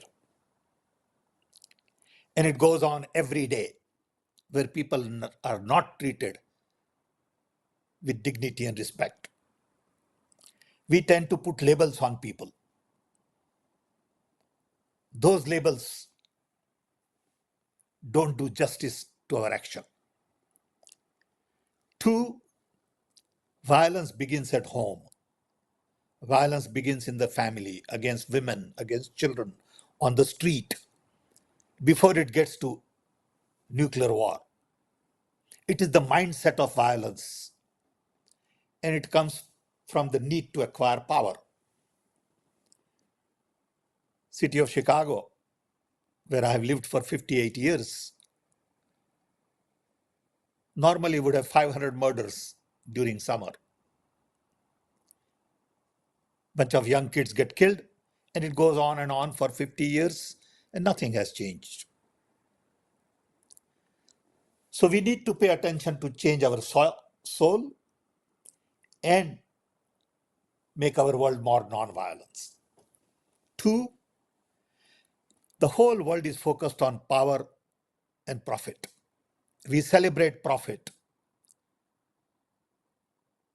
Our heroes are rich and famous. And until we shift that focus from profit and power to planet and people, I don't think we can make substantial change. And third is our organizational architecture. everywhere is based on command and control, hierarchical, feudal, and not based on collaboration, cooperation, co-creation, networking, with focus on equality. I mean, these are some fundamental issues. We know what needs to be done, but who is listening? Those who must change are milking the system. Why should they change? And those who need to change don't have any voice in the system. So it's not rocket science. It's not too complicated. But who wants to do it? Why would they do it? I think these are the fundamental issues that we need to address. Thanks. Okay. Diane, anything?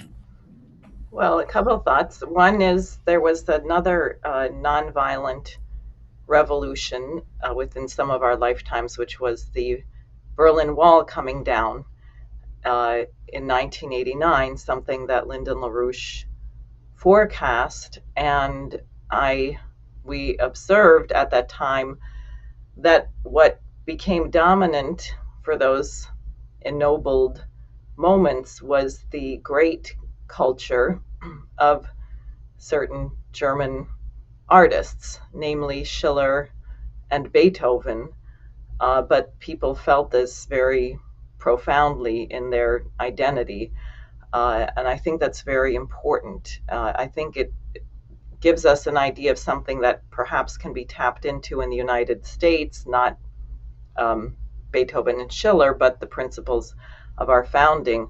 What Helga described in terms of the very deep and ancient culture of India before it was India, that region also gives currents that people can hold on to. I think the role of music and singing in the civil rights movement was critical in that regard to allow people to overcome it.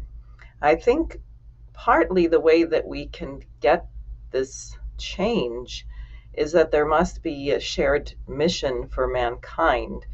And it is the case that what human beings are able to do, which no animal does, is to actually improve the conditions on Earth. We have the power to improve the environment for all forms of life, whether it's irrigating land to grow food or stopping, certain kinds of destruction like massive forest fires or things like that. And that is what has given us the ability to have 8 billion people on the planet thus far. No other animal can make this kind of a breakthrough. If they run out of food, if they have too many babies and they run out of food, that's it. They have an extinction. Now, we have various threats, some of which are asteroids and comets, which could wipe out perhaps everything on Earth, like whatever happened 65 million years ago, which not only wiped out the dinosaurs, but about 99% of everything. And we don't even have a space program. I think there are some breakthroughs coming from various telescopes and things like that that will allow us to have greater forewarning if an asteroid or comet is about to hit the Earth. But I think right now we're fairly blind to that. And I think human beings get very excited by making the kind of discoveries that would allow you to do this, or planning a science city on what seems like a horribly uninhabitable region, whether in the Arctic or in the middle of a desert, actually beginning again to have a love for recognizing that we actually don't know everything about the universe yet. And I think if we were to try and construct an artificial environment in some area that seems very uninhabitable, we would have to face the fact that we don't really understand everything that goes on in soil. We don't know the role of bacteria. We don't know the role of viruses.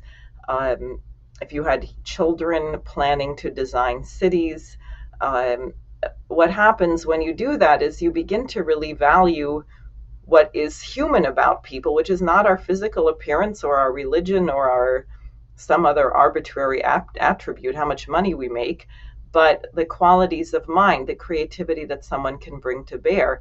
And we've seen this at certain moments, like when we had the Apollo mission in the United States.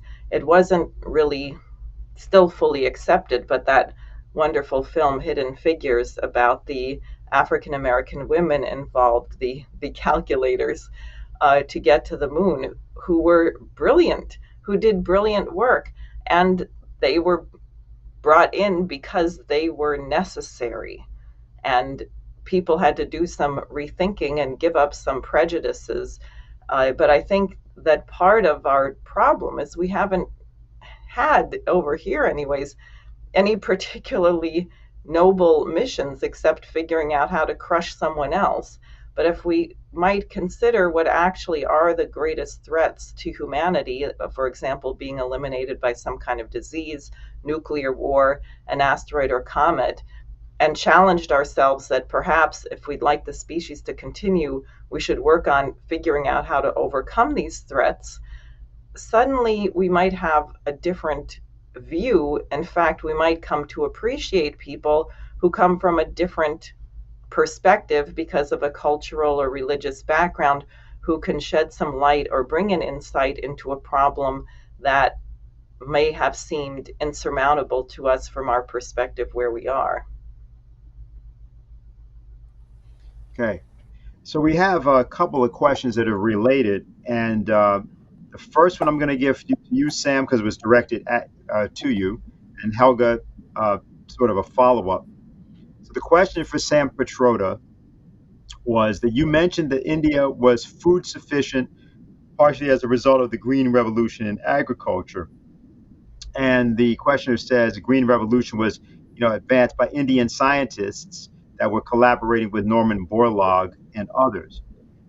This is quite different than the current conceptions that tend to be associated when you say green, which tends to be to limit resources, reduce consumption and population.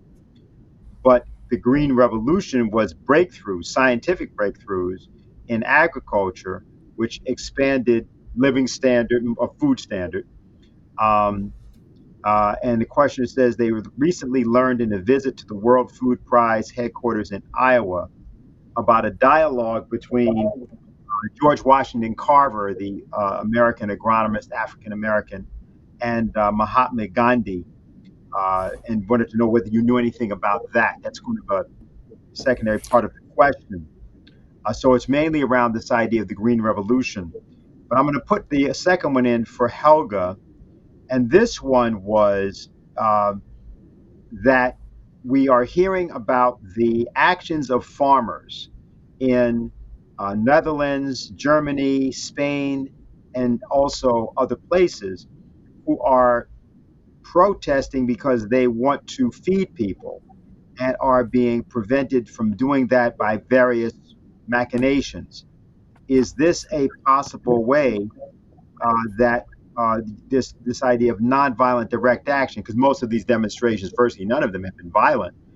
Are you referring to doing things in that way, or is there something more to it? So maybe Sam, if you want to take the first part, and then Helga can follow up. Thank you. When I came to America in mid 60s, early 60s, world thought that India would not be able to feed herself. We had about 600 million people, 500 something. And Green Revolution, Wheat Revolution proved that not only India can feed herself, but today India has surplus food. Population has increased from 500 million to 1.3 billion. So technology has helped in agricultural productivity. Technology has helped in improving longevity. At the time of independence, life expectancy in India was around 40. Now it is in 70s. Infant mortality has decreased. Education is now almost 70%. So everywhere technology has helped, and agriculture is no exception. But now people are talking about localization of food production. To some extent, go natural way. Don't use too much fertilizer. Worry more about local microbes, different kind of fertilizer, biofertilizers. And all of these things are going to help. So I think productivity has increased in agriculture sector. Gandhiji always talked about distributed development. Small is beautiful, decentralization, bottom-up development, and networking to scale. All these ideas are very, very important.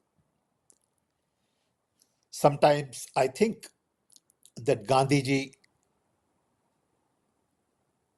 could do all the things he did in an era where there was no communication. What would he do with the internet today? He would talk more about decentralization, empowering people. And I believe more and more in democracy because I'm convinced that technology is going to empower individual to a point. You will begin to take responsibility for your education, for your health, for your well-being, for your employment. And that to me is connected with democracy, freedom, justice, equality. And our democracy itself is going to change because of hyperconnectivity. Okay? Okay, fine. Actually, Diane, are you still with us or did you have to already go? I got a message from Diane. She had an appointment that she had to get back to, and just said that she wanted to thank both of you for being able to be on the show. So she may not be with us now. So, Helga? But before she goes, does she have something to say? No, she's not actually there. You're just seeing a Okay. frozen image. That's the problem. If that's a technological. Okay. It's an illusion. Well, I think the problem is that the farmers in Europe, in Holland in particular, but also Germany, Italy, Spain, they are absolutely desperate because they fear that they will go out of business and shut down their farms. Because, while it is clear that there is a world famine, according to the World Food Program, 1.7 billion people are in danger of starvation. You have Afghanistan, 98% of the people don't have enough to eat. Other countries like Yemen, Haiti, similar situation. So these farmers who are, they are totally passionate people who want to farm. They want to produce food. That's their identity. That's their, that what makes them tick. And then what they are confronted with is rules which make it impossible. For example, you have the cartels. The cartels basically create the conditions such that the individual farmer is the loser, and that the middleman is the winner, and the cartels control everything from the seed, the planting, the harvest, the food processing, until the end food product is in the store. They control the whole thing. And that shrinks the actual ability of the farmer, who are told by such institutions as the European Union that they have to put aside 30% of the agriculturally usable land by 2030 for environmental reasons. They are told at the same time that they cannot use certain pesticides. They cannot afford fertilizer. The food product without fertilizer and without pesticides is less than 50%. The prices are being reduced for the farmer and naturally not for the customer. So all of these conditions mean that they are absolutely certain that they will go bankrupt. They will go. I had farmers telling me in Germany that if people would know how scarce the food will be in a few months, there will be no dog food, no potatoes, no rice. Uh, Spaghetti will be out. It already happened. Toilet paper was already shortage last time. So these farmers are going in the streets not because they want a little benefit or a little, more money, but they go on the street because they know that they will be shut down. There will be no food production in Holland, and Holland is the second largest food exporter after the United States in the world. And these farmers, they are being bankrupted by these conditions. So it's a life and death question. I can only say, people better take the side of these farmers because they're producing the food we all need to survive. It's a completely desperate situation, and I can only say it will get a very hot fall, and it must come to a point where the consumers, the carpenters, the uh, scientists, the truckers, they all have to come to the same point that these absolutely insane conditions, which are being promoted by an oligarchy, they are being promoted by the Davos group. Klaus Schwab has written a new book. You know, there is a sentence in it. I can only tell people they should read that and really understand that behind all of this insane policy, there is a method. And what Klaus Schwab wrote, he said, the problem with the environment is that which causes people to wish to live and to have a better life is what is destroying nature. Now, if you stay on that, well, then there is no solution. The solution, obviously, is to improve technology, to have a better management of nature, and obviously, produce the things with quality. But these people are oligarchs, they are Malthusians, they think that there are too many people, they have no idea of science and technology.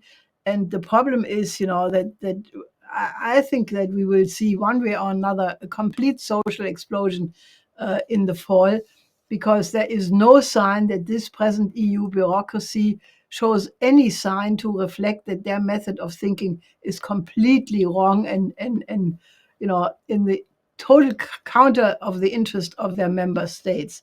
So I think this will explode, and all we can do is we can ask more people to ask for a new economic order. We have to have a system where everybody can live on this planet, and only if we inject such a large conception, what I said earlier, that we can avoid sliding into social chaos of dimensions people have not even an idea about.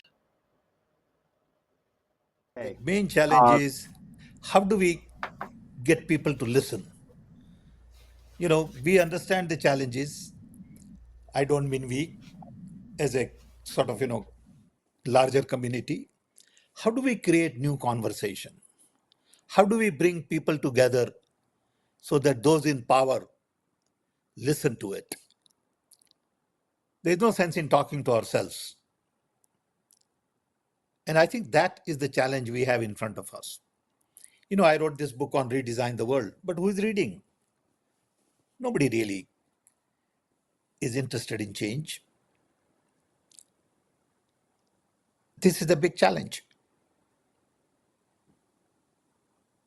Uh, well, normally I would not say anything, but since I've already answered a question, I guess Please, I'll talk. Uh, please. Actually, I was having a conversation before we had the show today, this morning, with some young people, And I was asking them some questions because I was trying to figure out what the significance was of how they use social media, but also the fact that there does not seem to be for people a single world of either knowledge or action. They don't operate that way. And we sort of began to talk about, we use different terms for it, secular fundamentalism, secular polytheism. You can use that several.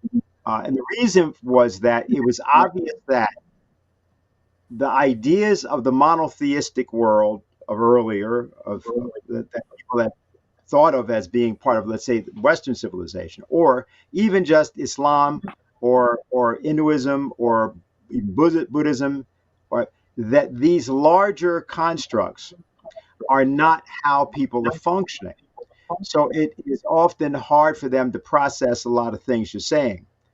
But on the other hand, I think what Helga said before, and there's some questions to both of you, which I think I'll ask one to Helga because this way we can get back to asking you questions. There's something else. You see, people see a broad-based threat to humanity that has now come about, and whether we're looking at the Ukraine-Russia conflict, so-called, clearly the pandemic situation has actually changed much in the way that people are now prepared to at least believe that there has to be a worldwide solution to certain problems of food, water, and health. So, But there we is now have, go ahead. Just one interruption. Pandemic situation has shown to all of us that we are all interconnected, interwoven, interrelated, interdependent. We got to respect each other. We got to find solutions together. And that's the beginning. If you don't respect each other, how do you find a solution?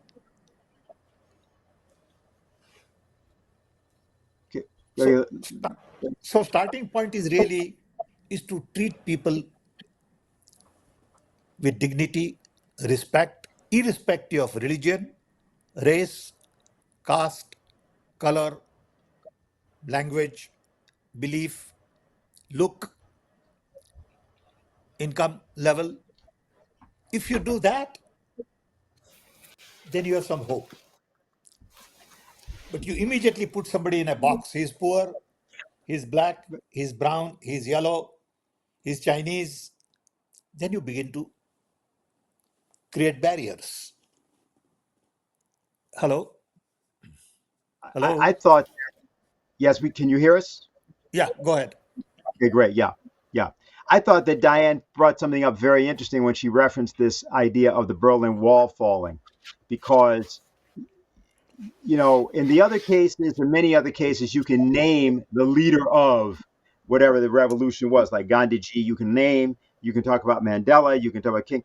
Who was it? Well, what's interesting, therefore, is that it means there's something in people. There's a way. It doesn't mean it was all mystical. There's something in people. So there's a way for us, if we change our relationship to one another, which in terms of policy and outlook and fighting publicly for a new world, a different vision, at a time when, no matter what anybody tells us about these old methods, they clearly are not working. Matter of fact, they're killing us. And somebody had asked the question, which I just wanted to send to Helga. You'll see why, Sam, is Charles asked this question. He said, clearly the nuclear threat is very severe. And I like being reminded of what, that Lyndon LaRouche was trying to inspire Reagan and Gorbachev to go beyond nuclear weapons. And he asked the question, how can we inspire anything like that today? So I'm going to shoot that to you, Helga, and ask you to respond to that. Well, I think that what we try to do since April with the idea of a new international security and development architecture, I think that was probably an idea whose time had come, because it took exactly 1 week until the Bao Forum in China, when Xi Jinping said practically the same thing with other words, namely a global security initiative. And that can only go together with a global development initiative, which is just saying the same thing with other words. Now, I think that needs to be talked up because, we have called, after the assassination of Soleimani, I called for a summit of the United States, Russia, and China to avoid nuclear war. Then immediately 10 days after that, Putin called for a summit of the Permanent Five of the UN Security Council with the same idea.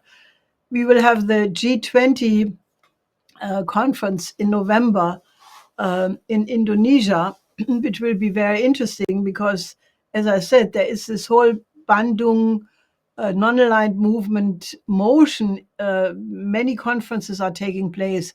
Many people are getting back into action.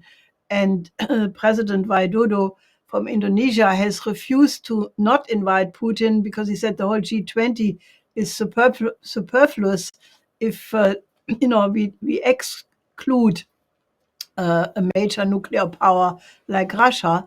And Putin and Xi Jinping have said that they will meet physically at this conference in Indonesia in November, maybe even before. So there is a lot of motion. And I think, what would be very helpful is if more people, more institutions are picking up on this idea that the world has reached a very dangerous point and that we demand that the leaders of this world, in the form of governments, put on the table an architecture which allows the survival of the human species. If more people would pick this up and have conferences about it, speeches, university presentations, rallies, I think that would help, because I think that kind of a social pressure can make miracles. Since you mentioned the Berlin Wall, how did this come about? It came about because, on this supposedly not so important issue of travel visa, people got completely mad. And because it was the recognition that the economy did not function anymore, that the leadership was practically bankrupt, and the country was bankrupt. And then people developed courage to take to the streets.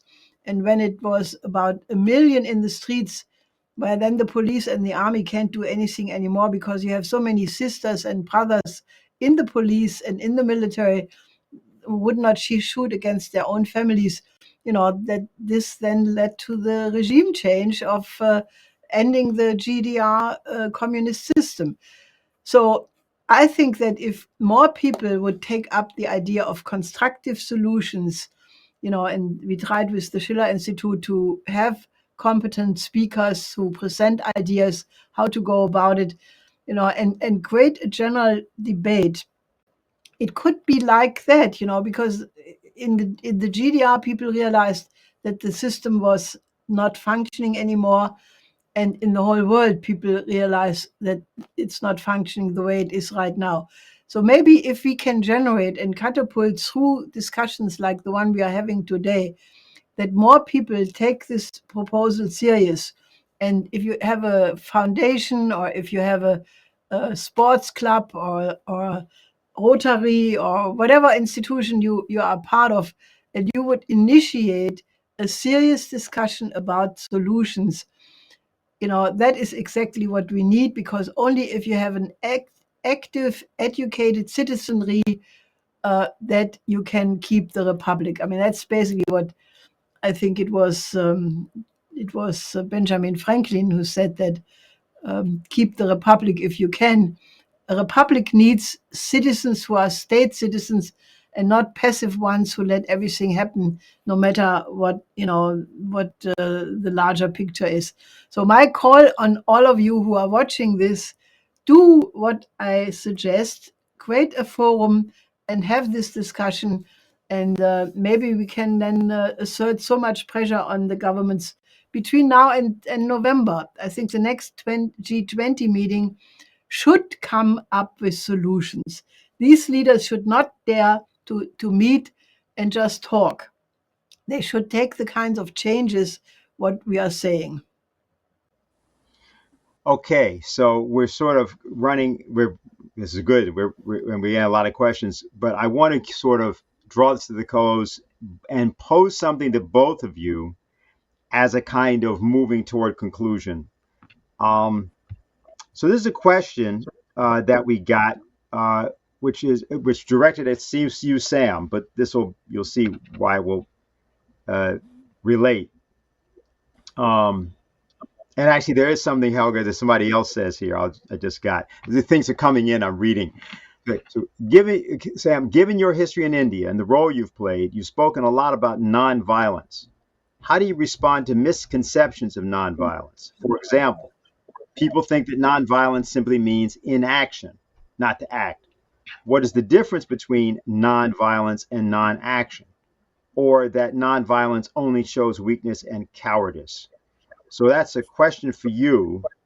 And then we got something interesting, Helga, which is somebody says, this is from Bernie. He says, I have been practicing Mahayana Buddhism for 40 years. I can see a lot of correspondences between Lina LaRouche's philosophy and Buddhism. That's primarily why I got involved. That's just a comment. So I thought I would throw that in just to spice things up.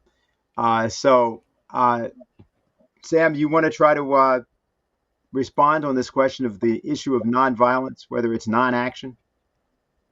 I think nonviolence requires more strength. Violence is something that weaker people take on to. Only strong people can stick to nonviolence. Nonviolence is not non-action.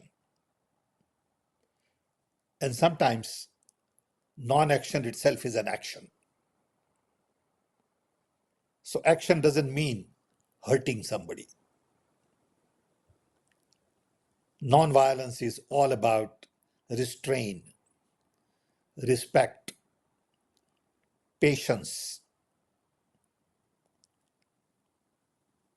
deeper conversation to understand. Violence is a reaction from a weak person. Doesn't know what to do, so it takes up to violence. Anger. It's not easy to control anger. Only strong people can control anger. So I think it all depends on how we look at it. I firmly believe that nonviolence is a very strong weapon. It is used only by strong people.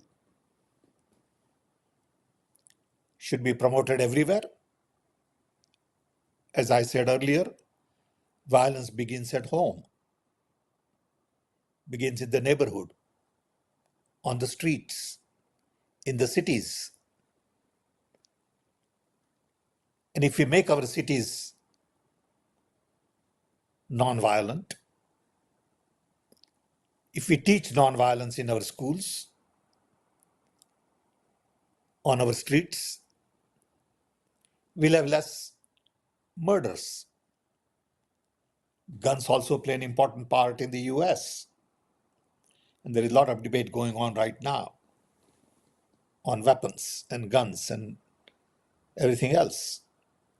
So on one hand, we go on building weapons of destruction, killing. And on the other hand, we talk about increasing violence because we are feeding into violence. But then there are lobbies and there are interest groups. Everybody has their own angle. Ultimately, we got to create non-violent environment. And it has to begin at home. Thank you. Okay. Helga? Well, I think that if one looks around in all religions, there is the idea of living a good life. In Christianity, you have the need to have agape. In the 13 Corinthian letter, it says, there's faith, Glaube, Liebe, und in any case, the most important is love. That if you don't have love, all the other things mean nothing. You have the similar thing in Confucianism, where the idea is lifelong learning, the ideal to become a Shunze, I probably pronounce it wrong as well. And it is the idea of self-perfection for the benefit of society. Buddhism is, from my understanding, that people have to live a good life, and that is what you should be doing. Schiller had this absolute fantastic idea of aesthetic education, that you can consciously educate your emotion so that they are on the same level as reason. And the way to do it is through great classical art. This is a whole theory which would require an entire session to go into. But I think the idea that it is the noble ideas of the great composers, poets, and other artists which elevate the soul so that the soul becomes more noble, and the more creative interchange you have with the classical art, the less the not developed is playing a role. So it's a process of education and self-perfection. And in Christianity, there is also a very important idea, and that is that there is no contradiction between faith and knowledge, faith and science. This is the Augustinian tradition as compared to the revelation only, because I think that tradition, which says that you can have a belief in God and have a scientific conquering of the laws of the physical universe at the same time. In Kepler, for example, he said the more he studies the physical laws of the universe, the more he recognizes there must be a very good creator, a very good God. And Beethoven in the Ninth Symphony, where he uses this beautiful text, Ode to Joy, says in one part, the chorus is singing, above the stars, there must live a very, very good father. It's so beautiful. The music elevates you, and you immediately are catapulted on that level of really loving mankind and having this elevated view. So I think it does not really matter from what point of departure you come, be it Confucianism, Buddhism, Hinduism, Christianity, or whatever, or just humanist philosophy. You don't have to be a believer necessarily to accomplish that kind of self-improvement for the benefit of society. But I think you have to set it as a goal. You have to, in a certain sense, you have to say, I want to become a beautiful soul, and I want to improve all my aspects of my character. I will not allow that any ugliness is entering my thoughts. People allow ugliness to enter their thoughts. That's the first step to violence. When you watch a perverse movie, you're already on the way to hell. So don't do it. Whenever you catch yourself that you have a thought or a feeling which is actually damaging to your soul, throw it out, replace it with something beautiful and loving. And you can do that by will. I think people can do much, much, much more to improve their character, their beauty of the soul than they think. And I hope that if people would go out of this discussion and reflect on that and go to those people who have written about it, like there are many, many great philosophers who have written about that, and naturally religious teachers as well, then start it, because I really, and I fully agree with you, Sam, that, it has to start with the subjective, and it has to start with everybody. And, but that must become a course asserting nonviolent pressure on the governments. And I think if you do a good mixture of all of these things, we have a good chance of creating a better world. Thank you. Thank you. I think Gandhi called that experiments with truth. And Yep. I think this is a good place to conclude. I want to thank you, Sam, Thank and you. of course, for being with us today. Also, want to thank Diane Sayre, who's now presently on. We want to thank everybody for participating. And just want to tell you something about what will be coming up, because 3 weeks from now, there will be a conference on this, would be Schiller Institute, Inspiring Humanity to Survive the Greatest Crisis in World History. It's a 2-day conference, 2 panels each day. And the first panel is same title. Helga Zepp-LaRouche will be keynoting that panel. The second panel will be Defend the Right to Deliberate, Speak Out Against Blacklists and the Suppression of the Search for Truth. And I just want to point out our 3 speakers today were all on the Ukrainian blacklist, which has just been exposed. Panel 3, Presenting the LaRouche Library, the LaRouche Digital Library, LaRouche in Dialogue with the World's Nations. And then panel 4, The Art of Optimism, Using the Classical Principle to Change the World. So again, it's an online conference, and it'll be Saturday and Sunday. Just go to the website of the Schiller Institute and you get more information on that. So we'd like to conclude today by just using the concluding remarks that Lyndon LaRouche gave back in June, I think June 30th of 2003, and is addressing in particular a Pakistani educational organization. I think you'll see from the nature of the remarks that they are in the exact spirit of this holiday. I'm confident that the United States.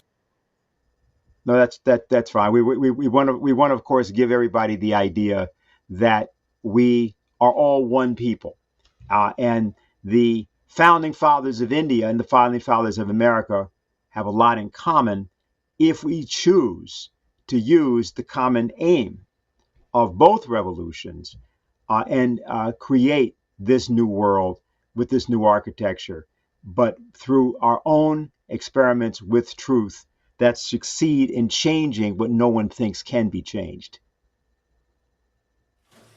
I'm confident that the United States can change. It can change from what it is now. It can change quickly. What we're doing now is wrong, but it can change. It doesn't have to go on like this. And I'm determined to bring that change about. And being an older man, I have nothing to fear. And therefore, I can go ahead and do it, or try to do it at least. But I think one should not be pessimistic. I know what goes on in the United States. I know the persecution of so-called minority groups. I know the persecution of Islamic populations, of people from Islamic backgrounds. This is a melting pot country. We have everybody in this country. This is not a country of Anglo-Saxons. It's a melting pot nation from all parts of the world: Chinese, Koreans, Mexican-Americans, Spanish-speaking Americans of all kinds, all branches of Europe, Turkey, the Middle East, Egypt. They're all here. This is a melting pot country in which the richness of the country is the fact that we're a melting pot country. We live together, and by living together with cultures and different backgrounds, we have an understanding of what peace means. It means we're united by a common purpose to create a society and a world that works in a certain way. I'm convinced we can do it. And I'm convinced that you should be optimistic too with me. I think we can change this. I'm determined to change it. I think we can succeed. And what you're doing in this cause for youth, for the young people in Pakistan, is just one more of those things, those good things that is done, which make the world a better place to live in. Thank you.